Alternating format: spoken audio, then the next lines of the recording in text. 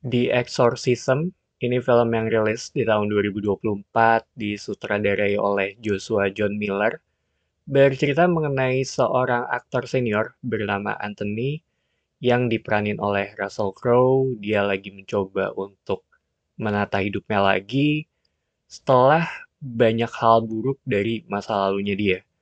Dimana sekarang tuh dia lagi mengambil suatu peran sebagai pendeta dalam produksi sebuah film horor. Sampai suatu saat terjadi sebuah masalah. Kurang lebih seperti itu dari sisi plotnya. Dan setelah gue selesai nonton ya, film ini tuh dibagi dalam beberapa hari. Mayoritas settingnya juga, ya bisa dibilang di dua tempat besar ya, di set produksi film, serta tempat tinggalnya dia. Terhitung film yang fokusnya ada di karakter atau di karakternya Anthony ini ya, dengan ngebangun backstory-nya dia di awal film, hubungan dia dengan anaknya, termasuk juga masa lalunya dia gitu. Jadi ketika ada proses pembuatan film horor ini, secara nggak langsung itu juga berhubungan dengan masa lalunya. Di sana mulai ada konflik batin pada saat proses pembuatan film ini. Ya singkatnya atau bisa dibilang ya, fokus itu ada di konflik internal pada karakter si Anthony ini. Selain itu ada anak perempuannya dia yang ngebantuin dia tuh sebagai personal asistennya sepanjang film ini, termasuk mulai dari latihan dialog dan berbagai macam hal lainnya, di mana hubungan Anthony dengan anak perempuannya juga dia bisa dibilang nggak selalu mulus ya. Dan menurut gue ini dua orang yang saling bermasalah dan dipertemukan kembali.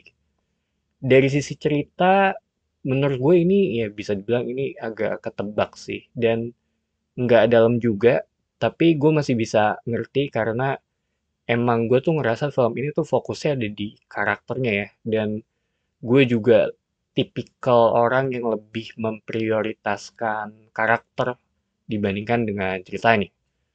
Proses pembuatan film ya yang ada di film ini ya bisa dibilang nggak terlalu di-highlight banyak ya di sini, walaupun sebagian besar setnya juga ngabisin waktu di sana, tapi menurut gue ya ini lebih ke sebagai penggerak karakter aja gitu, lebih ke ngedorong karakternya Anthony untuk menghadapi masa lalunya dia melalui cerita yang ada di produksi film horor ini ya.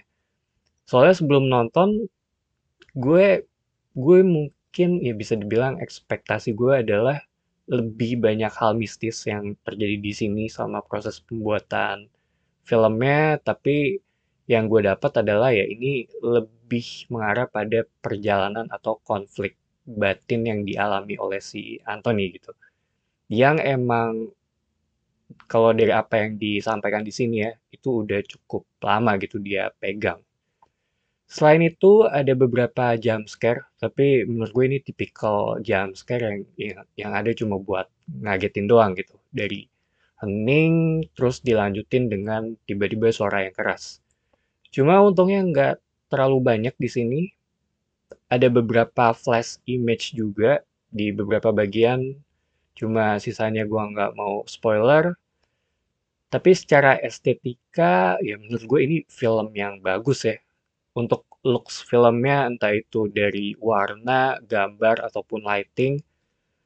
Dan bahkan ketika awal gue nonton, ini kelihatan seperti film horor dengan budget besar gitu. Terutama untuk film horor yang bukan action ya. Jadi selama gue nonton tuh, menurut gue ini enak sih untuk dilihat gitu secara keseluruhan film ini.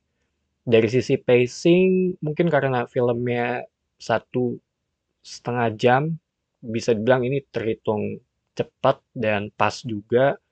Walaupun kadang tuh gue ngerasa karakternya kayaknya masih bisa dibuat lebih, atau bisa dibilang lebih dipertebal ya, dengan ngebangun emotional attachment kepada para penonton gitu. Karena di sini tuh gue cuma sampai di tahap ya gue kesian aja gitu dengan apa yang dialami oleh Anthony dengan masa lalunya.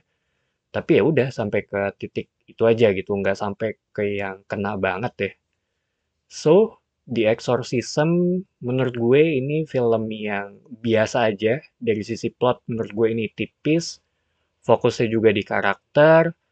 Beberapa jump scare gue ngerasa ada cuma buat ngagetin doang, tapi untungnya nggak terlalu banyak. Gue sih nggak bisa bilang kalau ini film yang jelek, karena secara look juga ini lumayan oke gitu secara estetikanya ya kalau menurut gue gitu. Dan Russell Crowe di sini juga oke, gue suka dengan karakter arc-nya dia juga di sini. Jadi itu aja opini gue untuk film ini. Thank you for watching. It's me Patrick signing off.